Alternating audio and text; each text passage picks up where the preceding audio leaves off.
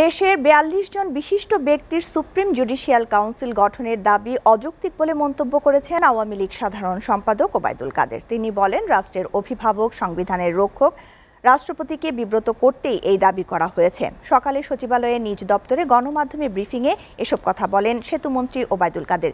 তিনি আরও বলেন, যে কোনো অনিয়মের বিরুদ্ধে তদন্ত করার স্বাধীনতা দুর্নীতি দমন কমিশনের রয়েছে।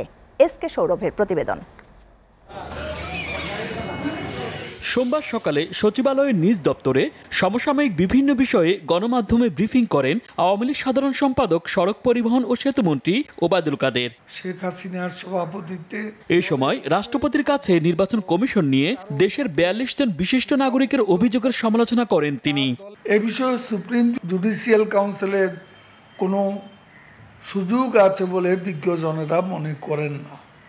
তাছাড়া মাননীয় আইনমন্ত্রীও এ বিষয়ে সুস্পষ্ট বক্তব্য রেখেছেন।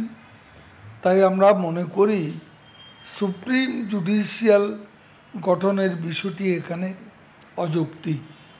এই দাবি করার মানে হচ্ছে সংবিধানের রক্ষক মহামান্য রাষ্ট্রপতিকে বিব্রত করা।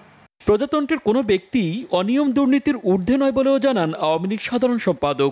যে কোনো অনিয়মের বিরুদ্ধে তদন্ত করার দায়িত্ব স্বাধীন দুর্নীতি দমন কমিশনের রয়েছে।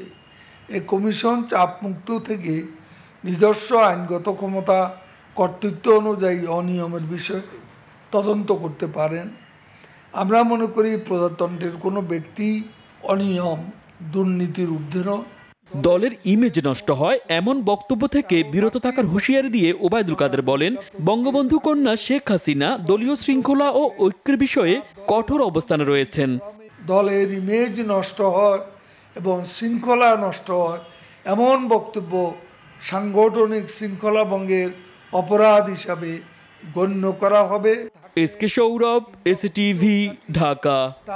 প্রিয় দর্শক, জাতীয় এবং আন্তর্জাতিক সবশেষ সংবাদ জানতে ভিজিট করুন এসএটিভির ওয়েবসাইট www.satv.tv-তে।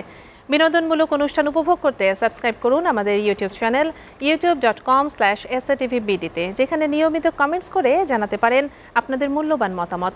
এছাড়াও এসএটিভির বাছাইকৃত সংবাদ দেখতে youtube.com/satvnews-এ সাবস্ক্রাইব করে বেল আইকনটিতে ক্লিক করে সাথেই থাকুন। প্রতি মুহূর্তে সর্বশেষ তথ্য ও বিনোদন পেতে লাইক দিয়ে যুক্ত থাকুন আমাদের ফেসবুক পেজ facebook.com/satvbd-তে। এসএটিভি, সাথে আছি সবসময়।